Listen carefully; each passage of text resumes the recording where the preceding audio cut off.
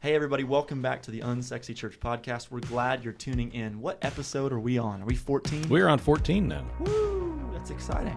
That means that we've been doing this 14 times.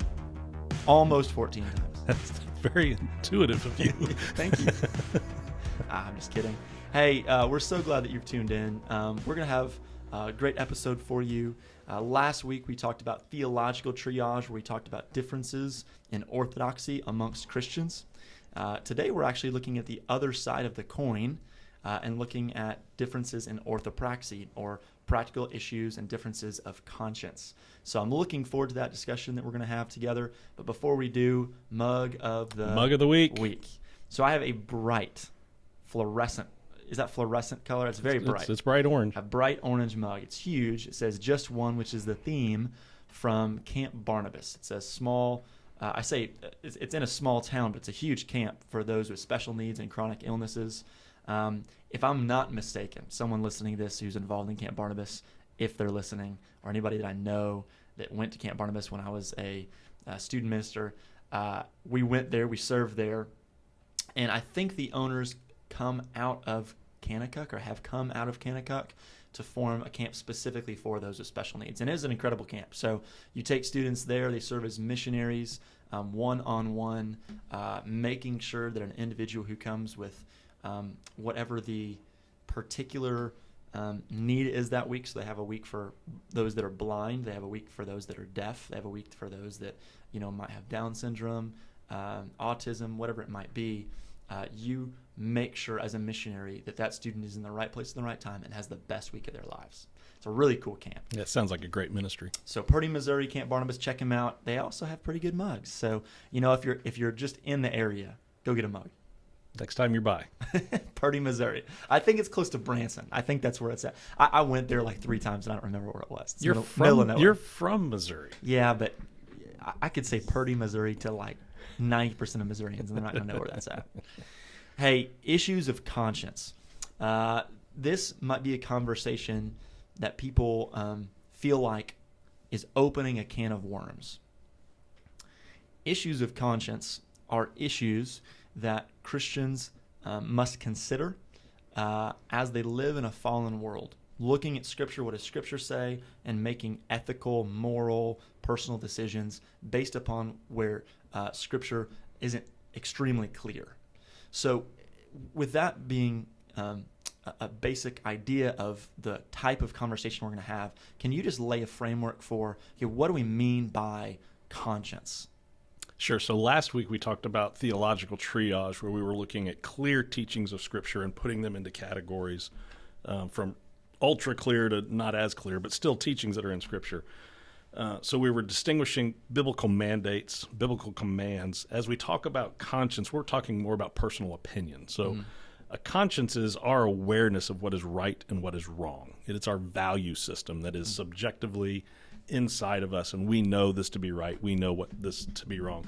I think one of the passages that many people would point to is Romans 14, where Paul at the very beginning talks about disputable matters, right? NASB describes it as opinions. So these aren't things that Scripture are crystal clear on.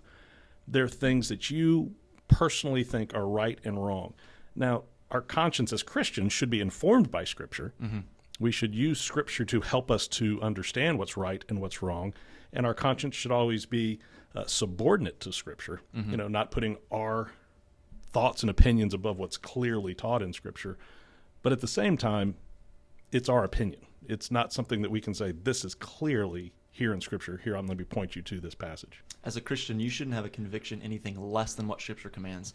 You may have convictions on something that Scripture does not command. Right. For example, as you mentioned, Romans 14, the context there is you have Jews and Gentile Christians, believers.